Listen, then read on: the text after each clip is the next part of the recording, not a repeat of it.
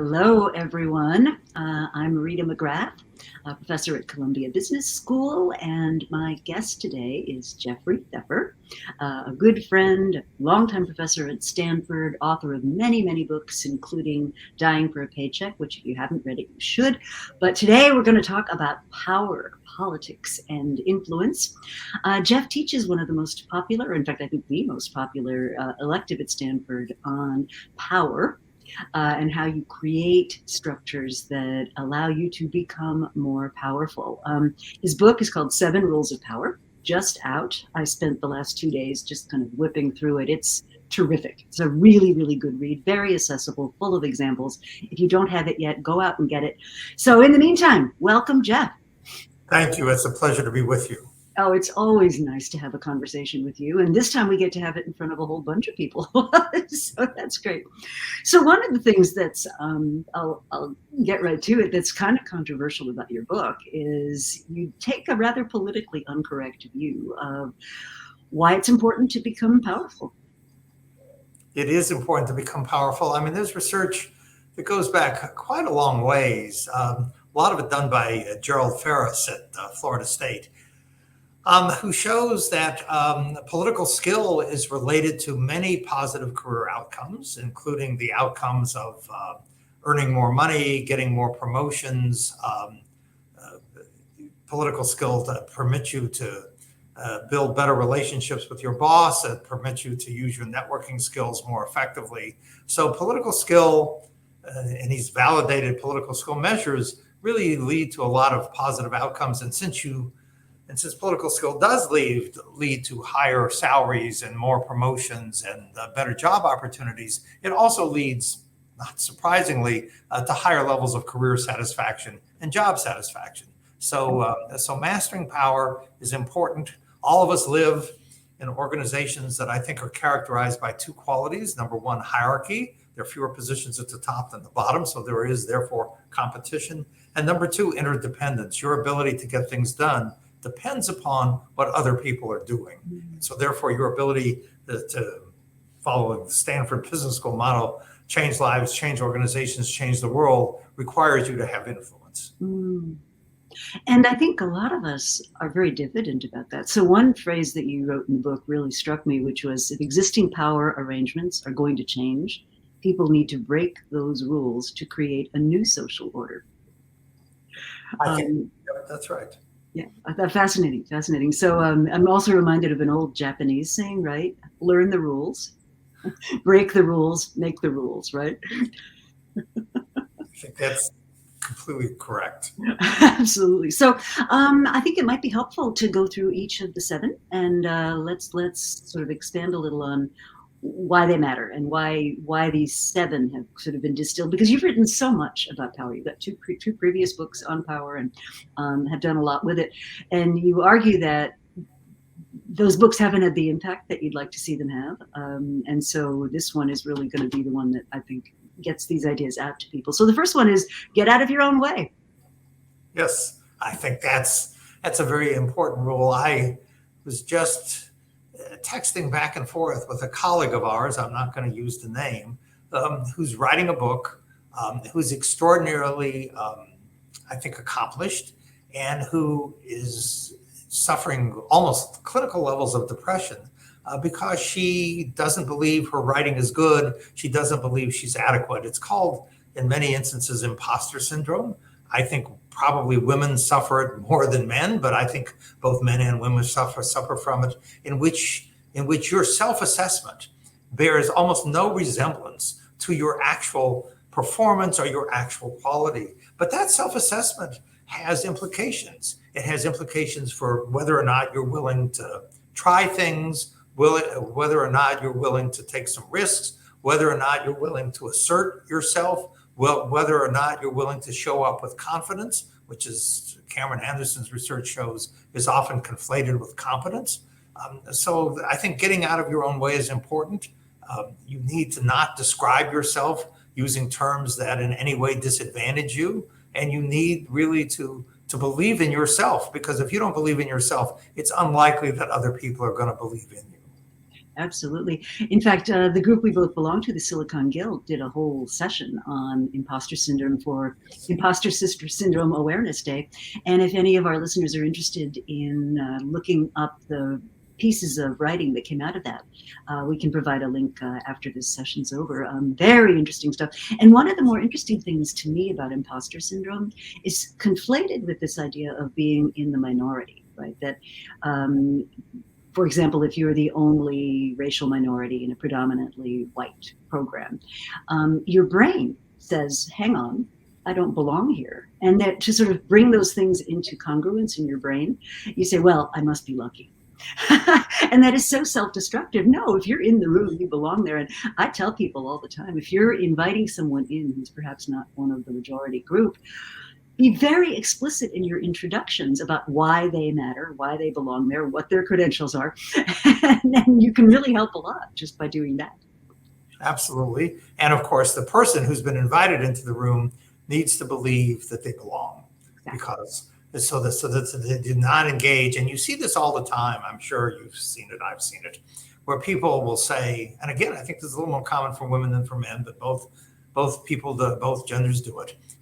Pardon me for interrupting, or they'll preface a comment with I'm not sure this comment is going to be helpful, or they engage in what I call preemptory self-deprecation, and it really is not very useful. It's not very helpful. Yeah, I'm sorry. Did you can I speak now? Can I? It's just ridiculous, right? Okay, rule number 2: break the rules. Yes. Well, you've already alluded to this, and I think this is right. I mean, the rules, of course, are created by those in power to perpetuate their power. And therefore, we've got the late John Lewis, who, of course, talked about getting into good trouble. We understand that the father of South Africa, Nelson Mandela, was the father of South Africa while he served in jail, that Martin Luther King's letter from a Birmingham jail occurred while he was in the Birmingham jail, that social change is only going to be accomplished by people breaking with the social order. When Rosa Parks sat in the front of the bus rather than the back, she was violating a rule or a social convention. And so social change comes from breaking the rules, but also power comes from breaking the rules. There's a wonderful article by some Dutch academics entitled "Breaking the Rules to Rise to Power." And because there's this heuristic association, if you're powerful, you get to break the rules. The logic also goes the other way. If you, in fact, break the rules, you must be powerful. And so, therefore, breaking the rules signals power as well as helping you to create power. Absolutely. I'm reminded of a story that was told of the Suffragettes and how it took them actually getting arrested and being put in chains before people realized just how significant this movement was going to be. And I'm told that inspired a lot of the civil rights people in the United States to actually say, oh, I've got it. We need to get arrested. Which is fascinating. Well, you don't necessarily need to get arrested, but you really need, if you find rules that disadvantage you, you certainly don't need to follow them. Mm-hmm. Very interesting. Very interesting. Okay, number 3 is appear powerful. Yes. Well, I think we know that body language matters. I think we know that, there's research that demonstrates that how you look is the most important thing, and how you sound is the second most important thing. And the third, by far, least important thing is the content of what you say. And ironically, people spend all their time prepping for content and not any time prepping for appearance and prepping for prepping for how they're going to sound. And Amy Cuddy, her very famous, very popular TED Talk, talks about the importance of presence and an expansive posture and gestures and all of this stuff. And I think the controversy over whether or not how you show up affects your cortisol levels or your testosterone levels has overshadowed the fact that how you show up affects how other people perceive you. And there's no controversy about that. And there's no controversy about the importance of body language and the words you use for showing up in a very powerful and influential fashion. Yeah. So and by the way, these are all skills, I believe, because my experience with this suggests this is true. These are all things that can be learned. I mean, you can go to acting class. We teach a very popular, Deb Grunfeld teaches a very popular class at Stanford called Acting with Power. You can learn this. To show up in a certain way and to present yourself in a certain way is a skill that can be developed. It's not something that's inherent in how you were born or something. No, and it takes a lot of practice. I mean, the historical accounts of Steve Jobs, for example, preparing for his presentations. I mean, it was hours and hours of practice, and he was pretty gifted to begin with. So you can get better. I'll tell you one piece that just sort of cut me to the quick, as it were, is the discussion of how powerful language is, like one-word sentences, really short, not very academic at all. And I was thinking to myself, well, I get like a failing score on that. Well, again, this is a skill that can be learned. There's a wonderful video on YouTube entitled "How Donald Trump Answers a Question," and it really dissects his language as he answers a question on one of the late night talk shows when he was doing the Muslim, the banning of Muslims coming into the country, and he's asked about that, and there's a score which I then repeat in the book about the reading or language level, and he uses a relatively low language level. I think it's fourth grade. You want to use simple sentences. You want to end the sentences with powerful words. You want to use powerful words. So language and how you show up are very important for how you come across. Absolutely. The other two stories I found were fascinating that illustrate this point as well is the CEO of BP versus the CEO of Goldman Sachs, each responding to accusations that their firms were up to some pretty bad stuff. Yep. And Lloyd Blankfein shows up in a powerful way, and he looks comfortable. And Tony Hayward has gotten bad advice, I think, from his advisors, and shows up not as actually how he is, but as this very apologetic, diffident person. And he does not look either forceful or remorseful, and therefore is soon out of a job. Kind of loses on all dimensions, yeah. And he's also one of my poster children for cases of bad executive symbolism. When do I get my life back? Like, really? All right, number 4, build a powerful brand. And I talk about this a lot with our women in leadership programs that we run at Columbia. And it's interesting, a lot of women are very diffident about this. It's like just talking about a personal brand. They're like, oh, that's promotional, like I don't want to do that. And yet I believe, and clearly you do too, that you need to do that. I mean, companies have brands. Why don't people need brands? I mean, we've talked a lot about I think you need to market yourself, as you know, Rita, very well. For probably decades, companies have said you are responsible for your career. Mm-hmm. We're not responsible for giving you a job for life. We're not responsible. You are responsible for your career. Well, if you are responsible for your career and companies tell you that, you ought to take that advice seriously because it's true. No, it is true. And if you are responsible for your career, then you are responsible for marketing yourself. Mm-hmm. And marketing yourself means figuring out what you stand for and how your brand makes you uniquely qualified to do the job that you're either doing or aspire to do. Mm-hmm. Well, and in the book, you mentioned several cases where people believe their work will stand for itself, right? And I get a lot of questions from new authors that are just beginning down that journey of writing a book, and they think writing the book is the hard part. And I'm like, oh no, that's just the beginning. Like that's the easy part actually, because unless you're on a deadline, nobody's asking you about it. You can rewrite it as much as you want. You can futz around with it, but once it's out in the world, like that is going to take over your life, and people just don't understand that. They also don't understand that you need to start. It's kind of like having a baby, right? You need to start marketing the book about 9 months before it actually gets published. Yeah.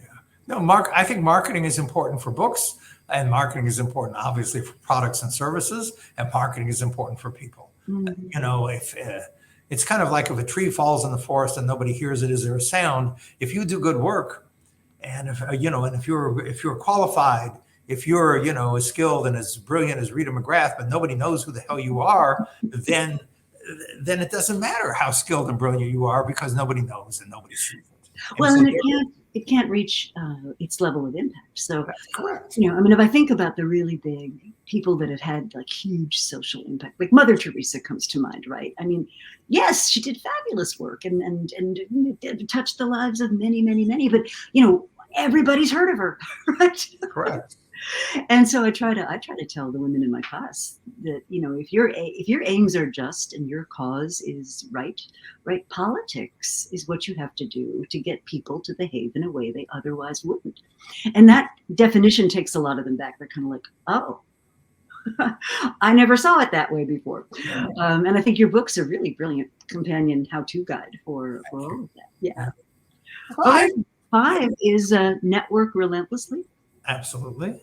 People do not spend enough time on social relationships. So if leadership or management, or call it what you will, is getting things done through other people, it seems reasonably obvious, and there's a lot of evidence for this, that the more people you know, the more you're going to be able to get done. I mean, because if getting things done through other people is your job, then you need to know those other people in order to get them to do what needs to happen in order to get products launched and sold, et cetera. So yes, you need to network relentlessly. And the non-intuitive piece of that is that the people that you know well tend to know the same things and the same people you do. So oftentimes it's the people to whom you're weakly tied who are the most valuable to you. Absolutely. We talk about Ron Burt's work on that, about the people that connect disparate networks. Absolutely. Are often the ones that are the most powerful connectors. What we talk about a lot at Columbia is the difference between, execution networks, where you finish each other's sentences, you know each other's kids, you share all this information, a lot of trust, a lot of deep ties. But the problem with that is you all know the same stuff. So, there's no new information kind of coming into those. And this is, again, something I talk about a lot with the women in my class, which is, yes, go to the networking party. Yes, go do the thing, even if it feels, as some researchers have found, even if it feels dirty. What I advise people to do is find a topic that you are really, really interested in. And if you're going to make a connection with somebody that you don't know, find something to talk about that topic. And a lot of times that will take the burden off of, I'm trying to introduce you, I'm trying to present myself to people. There are also some really classic mistakes in networking that I see people making. Like, I've literally met somebody for the very first time, and within 45 seconds, they've asked me to blurb their latest book. And I'm like, A, I don't even know you. Like, B, that's a big ask for somebody who's just a very, very casual and very recent social relationship. And so there's like clumsy ways to do it, like build a relationship a little bit first before you ask. And I think the best networkers, at least the ones who I've seen, who are very good at this, people like either Keith Ferrazzi, who wrote Never Eat Alone, or John Levy, who's written You're Invited, which is a new book out, which is very good. They operate off of a principle of generosity. So it's not just what can you do for me, it's what can I do for you. And one of the things, and this goes back to rule number 1, one of the interesting things about many young people, like MBA students or whatever, is they think, I'm talking to a CEO and therefore I have nothing to offer that individual, which of course is not true, because you can offer them, perspectives from your point of view, or from your generation, or from your position at Columbia or Stanford as a student. I mean, a lot of stuff. And so therefore you can be generous with your knowledge. You can offer to connect them to the placement office, or to people who know things, or to other people. And out of that generosity, I think, comes a much deeper and better kind of relationship. Oh, absolutely. Yeah. And we'll say I'm a bit of an extrovert, so I actually quite like networking, but I do think it's that idea of building a two-way street, right? And not kind of keeping one of these social capital banks, which I think some people do. Like, I did you a favor, you owe me a favor. But being a little bit more kind of strategic about it. There's a wonderful story about Lyndon Johnson, just to mention somebody who was really good at the power game, that at certain times of the year in Washington, like, hotels would all sell out. And one of the things he would do is he would just have his staff block book rooms in the most attractive hotels in Washington. And then people who came to Washington, hadn't thought about this in advance, hadn't planned it, would suddenly discover there were no hotels for them. And people would say things like, "Oh, call Lyndon's office. He has pull. He can probably make it work for you." So out of absolutely nothing, creating the basis for being able to give this incredibly valuable gift to people that he would want at his network. I thought it was fascinating, that example. Then we get to two chapters that I think are probably the most, I'll call them most uncomfortable for people that are new to this idea of power as a good thing. One of which is use your power. Yes. And you see, I think most people with power will use that power to try to solidify their position. I think Trump has done this extraordinarily well by coming down on his opponents and rewarding his friends. He does the first more than the second. I think you see CEOs, there's research on this, that when they come into their position, oftentimes they try to put their allies in position to support them, and the people who've opposed them, they get rid of. Willie Brown, the African-American mayor of San Francisco and the longest running person in the California Assembly, when he won the very bitter race to be Speaker of the California Assembly, he put Howard Berman in Congress, and he put many of his opponents in the state Senate, thereby getting them out of the way, but also, in some sense, treating them well and building closer relationships with them. So I think you do want to solidify your position. I'm not sure this is an example of good governance, but if you look at the Silicon Valley companies that have gone public, companies like Google or Facebook or virtually all of them, Snap, they all have supermajority voting shares. Mark Zuckerberg couldn't be fired, no matter how many of the shares of Facebook he actually controls. Exactly. And the percentage of companies with supermajority voting shares has gone up steadily over the last several decades. So people use their power to solidify their power. And the other aspect of that is if we make you, Rita McGrath, the head of some unit, and you are able to get things done, that, of course, builds your subsequent power, because people want to be associated with people who can get things done, who can make things happen, who are successful. So the more you get done, the more resources people will give you, both human resources and financial resources, that will help you to get more stuff done. And it becomes that flywheel you talk about. Yes, absolutely. Right. And then the other thing that is fascinating to me is if you look at these power struggles in merger situations, like I've been following this AT&T, AOL, Warner, Discovery, let's get together. No, let's not get together. And like all the executives at one company get fired. And it's just like, you can only imagine the conversations behind the scene, but it's very much looking like, eliminate your opponents, support your supporters, and move quickly. I think this was another thing I found really interesting that you point out in the using your power chapter, which is you don't have a lot of time. Like when you first get into one of those roles, because in the beginning, nobody quite knows what your agenda or intentions are. But if you've been there long enough time, that eventually the coalitions who don't want you to succeed can pull themselves together. And I had not thought about it in that way. People always talk about the first 90 days, that kind of thing. But I hadn't thought about it in terms of its power dynamics. But it's also momentum.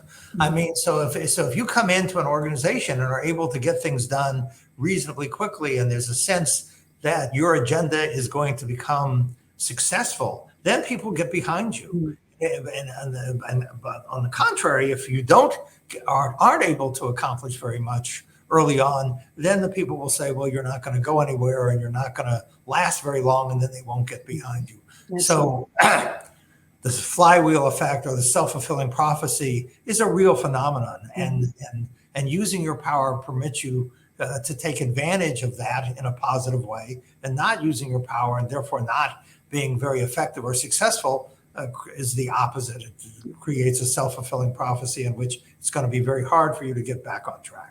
Yeah, and that really struck me, because I think the first 5, like most people would be okay with that. Like, yes, we know it's good to network, and of course it's good to sort of show up, and there's no kind of negative. But when it comes to actually putting the power that you gain to use, I think that's where I could see a lot of people going, I'm not so sure about that, right? But this tension between being likable, right, and acting with power, I think is a huge tension. And at various times throughout the book, you're like, what's the worst that can happen? If you make a move and it doesn't work, like, what's the worst that can happen? And of course, as you know, you're not hired into a senior job, or for that matter, you're not even hired to be a Columbia or Stanford professor in order to win some popularity contest. You're hired to get stuff done. You're hired to write, to run podcasts, to teach students in ways that are effective. And, while likability is fine, and you shouldn't be unnecessarily unlikable, you're not hired to win a popularity contest. You're hired to make things happen. And I think for women and minorities, this is a big issue, because we have that narrower range of acceptable behavior where if you're too likable, people just write you off, right? And so it's really difficult. Okay, last rule. Success excuses almost everything. I thought that was absolutely fascinating, because you kind of get to the end of the story, and you have so many examples in such a condensed chapter of really badly behaved people suffering virtually no consequences.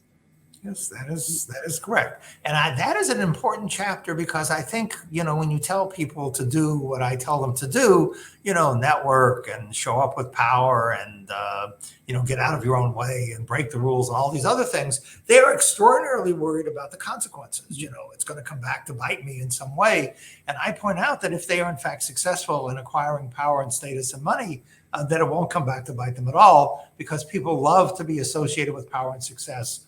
They love to bask in reflected glory, to use the title of Robert Cialdini's famous study from years ago. They want to be associated with power. They want to be close to power, and therefore they will forgive and forget. The example I use in the book of Lindsey Graham, who was a never Trumper, and now he's an always Trumper. But you see this in companies as well, where people succeed, and then, people will say, I was with them all the time. And so people forgive and forget.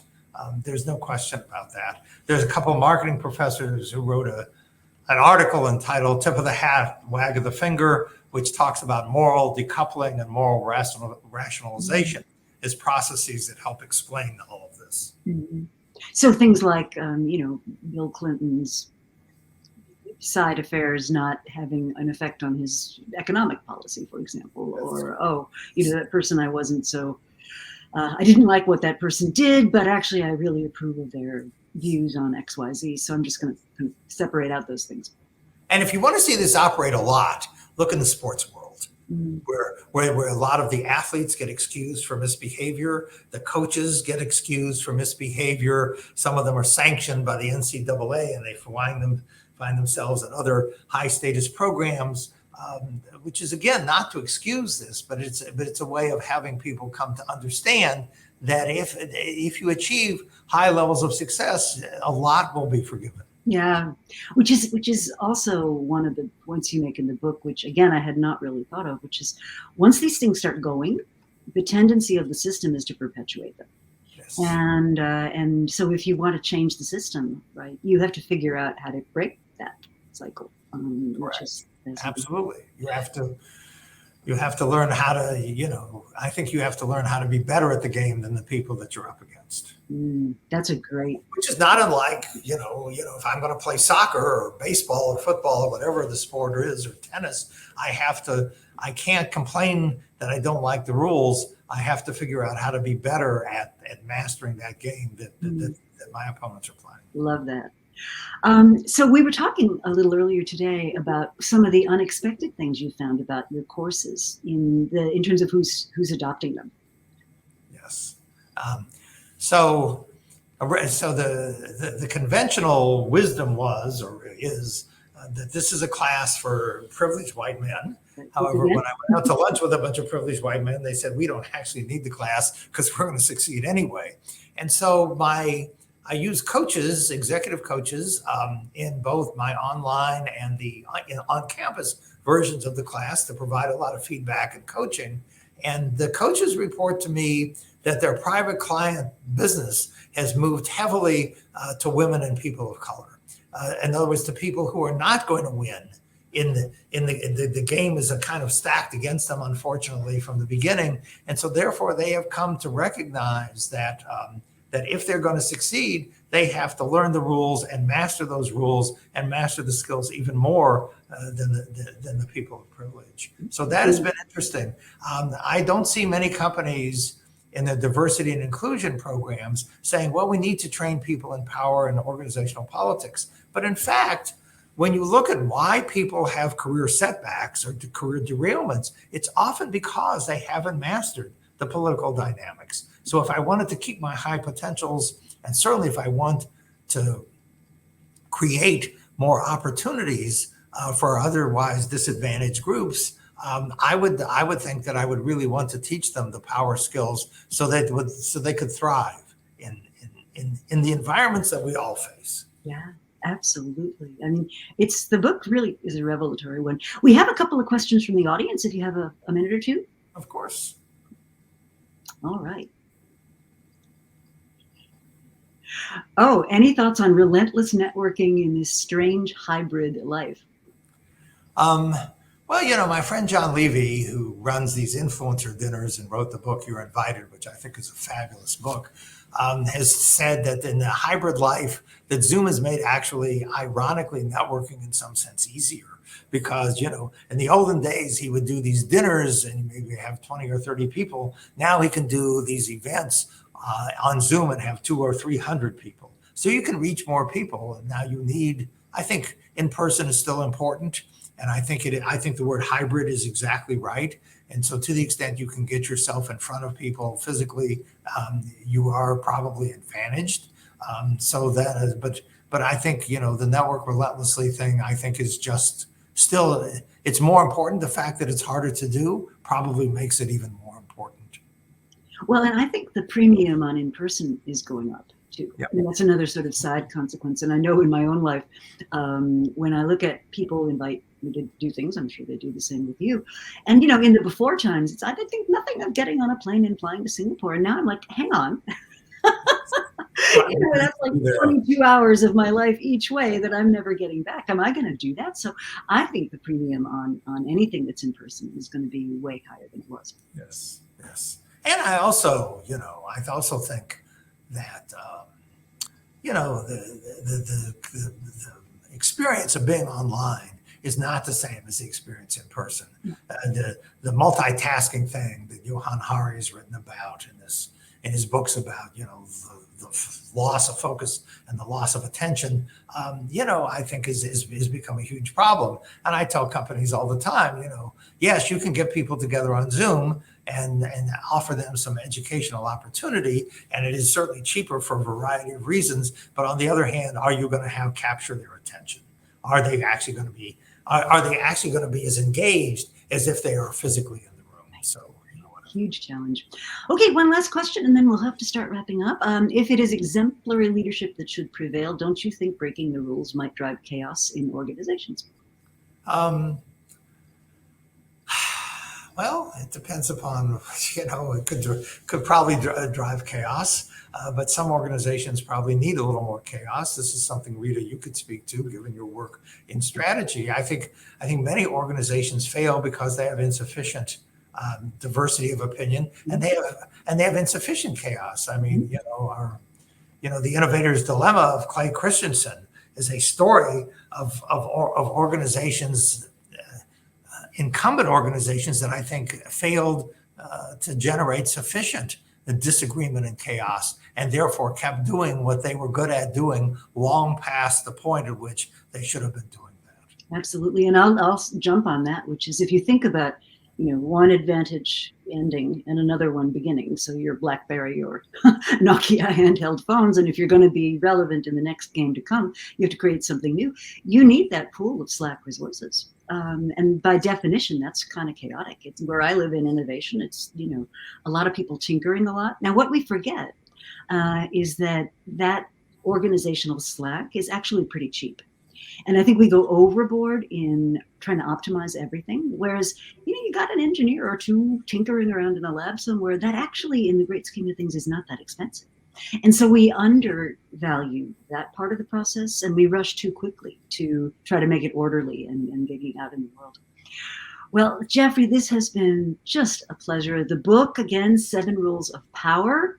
I can't recommend it enough. It is counterintuitive. It is surprising. I can almost see a lot of pearl clutching going on as people think about this. But I think, it's very well researched. It's backed up with a ton of examples.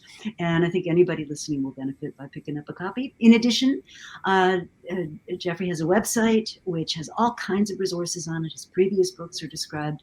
Runs an online course through Stanford, and anything else they should know about finding out about your work.